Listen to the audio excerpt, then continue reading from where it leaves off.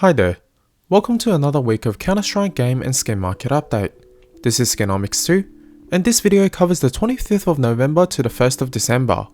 It has been an extremely exciting week for the game as the Shanghai Major is on the way. Let's dive right into the headlines. Starting off with the items on the Armory Pass. It seems that people have noticed that the ROI on the items from the past have been growing rapidly, which has sparked renewed buying activity.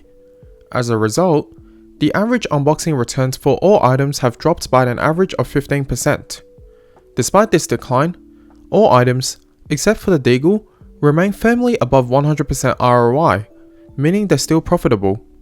Moving on, the most important headline for the skin market this week, in my opinion, was not the Shanghai Major, but rather the update which made all cases rentable. All cases now have the little subtitle on the bottom left. Renting removes the case from your inventory in exchange for one of each items in the case, except for gold items, for 7 days. There were many different takes on this change. I agree with the speculation that Valve has made this change in an attempt to get ahead of gambling regulations. They are able to argue that cases are for a different purpose under these circumstances. Renting skins may also allow cheaters to look more legitimate. Although you cannot apply stickers on rented skins, so that is a big tell. In terms of price impact on cases themselves, there were thoughts that cases with good weapon skins but bad gold items will go up in price. Cases under this category include the Falchion and the Huntsman case. As we can see in the bottom two graphs, which show the movement of the Falchion and the Huntsman case, although there were movements after the change on the 28th, the movements appear to be erratic and recovering quickly.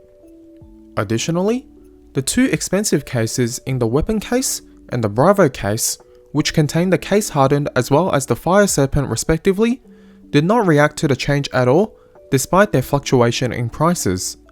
Time will tell how these changes will fare in the longer term. On to the next headline. Let's talk about Shanghai Major stickers released on the 28th.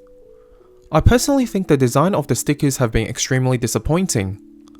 As shown in the Na'Vi example on screen, the only thing that has changed is the holographic effect on the holo version of the stickers.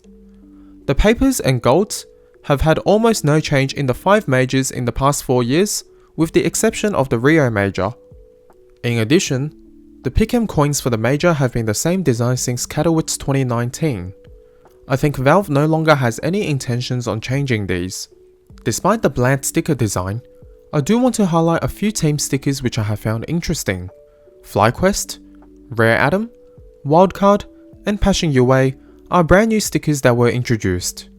The Mouse sticker changed from red to white, and the 3D Max sticker features an updated minimalist design. Moreover, Furia and Pain opted for a rainbow finish on the holographic versions of their stickers. Lastly, the Perfect World sticker features the tournament mascot rather than the organizational logo. I am a huge fan of this design. I also want to highlight a few signature designs from this major. Dexter continues his Sexter design, but this time, Star was removed for an even more provocative sticker. ZTR from Gamer Legion signed off as 0T rounds, as he is very much a CT-centric player. Child King gave himself a crown, whilst JL went for a smiley face. The Passion players opted for yellow text on their predominantly white and blue background, which I found quite unique. Lastly, many players integrated Chinese characters into their design. I have made a separate video breaking this down. Please do go ahead and have a look, as it took quite some time to put together the meaning behind all the Chinese stickers. Now, I want to talk about Lucaozy's sticker. His sticker is expected to be removed, as Valve made a blunder in that Burns and sticker should have been included instead. Lucaozy is a substitute for MIBR as defined by Valve. The interesting prediction here is that the currently unboxed stickers will skyrocket in price. However, whilst a similar incident happened with Tyloo in 2018, the price of the stickers have not remained as high as the initial panic buys. This is still a developing situation. To finish off the headline section, let's now take a peek at the pick'ems. My picks for the first round are on screen. I have both of the 3-0 teams correct, but had got the 0-3 teams wrong. There is a useful tool in Major IM which allows you to place the theoretical results and matchups into a chart. Hopefully we all get the diamond coin. Finally, let's move on to our weekly craft idea. I think this is my favorite craft since I have started including this section into my videos. I have a hamster clicking heads this week. This craft can be completed on any plane surface.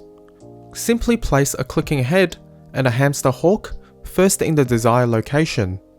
Then place a kick flip as well as a boom detonation over the hamster as shown on screen. Both kick flip and boom detonation have to be scraped down to 0%. The entire craft should cost less than $2. Taking a look now at the skins market, the Skinomics 2 index, which contains a list of weapons I used to represent the market, lost 0.89% this week.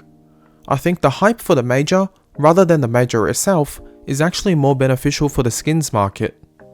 The eSport Fire index and the all items indexes, which includes more items than the Skinomics 2 index, have shown minimal changes in the past couple weeks, signaling a mostly stable market.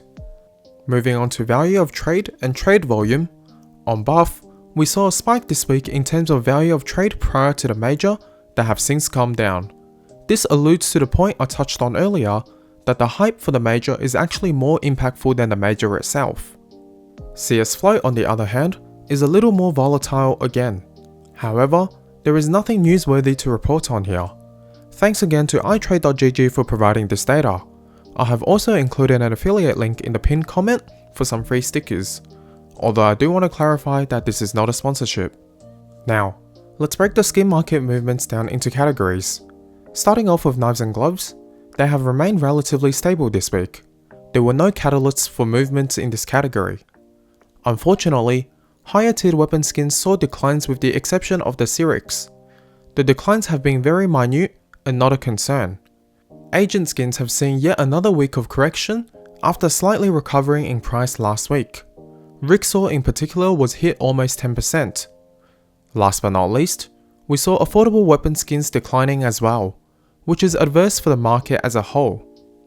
Moving on, according to the CS2 case tracker, the opening volume plummeted this week. I am not sure of the reason and I question the validity of the data.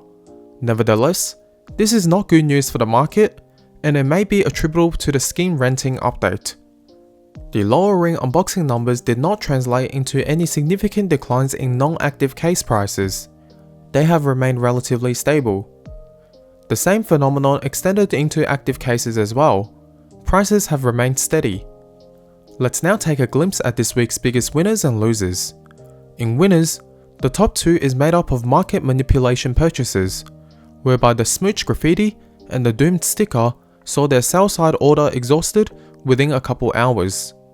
In third place, the souvenir sort-of snake camo from the older Dust 2 collection increased in price, although not by a significant value on an absolute basis. In losers, we have a souvenir dirt drop from the Inferno collection, as well as an old Tony Black sticker. Tony Black was last seen coaching the female roster for 9 Panda, which disbanded earlier this year. At third place, we have the Isaac Hollow losing value after he failed to qualify for Shanghai with his new team NIP. Onto the top trades of the week. We have had two very interesting trades on Buff this week. The first is a 661 Blue Gem in the 34th best float selling for just under $50,000 US. In second, we have a perfect knuckle Crimson Kimono selling for $17,675 US. It is also the 33rd best float. Other than that, we have a Butterfly Emerald, which is the most expensive non-rare pattern skin. CS Floats list was a bit boring again this week. All three were Butterfly Emeralds selling for around the 15,000 USD mark, which is typical. So now we go forward to game news. There was only one update this week, which was the one that included the case renting and the major stickers. The update also added a new music kit, in addition to disallowing players from moving at fractional speeds using analog hardware. Moving on to the pro scene. Just a reminder that the final for the major will be played on Sunday the 15th. I expect the viewership record for CS to be broken. Other than that, we saw 9 Panda placing 2 of their players on the transfer list after not making the majors. Australis received a $15,000 penalty for violating integrity rules in the Blast 4 finals, and Allman returned to Tai Lu. I am still open to skin donations.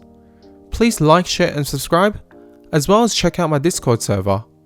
On that bombshell, that was all for this video. Thank you very much for watching, and see you in the next one. Bye.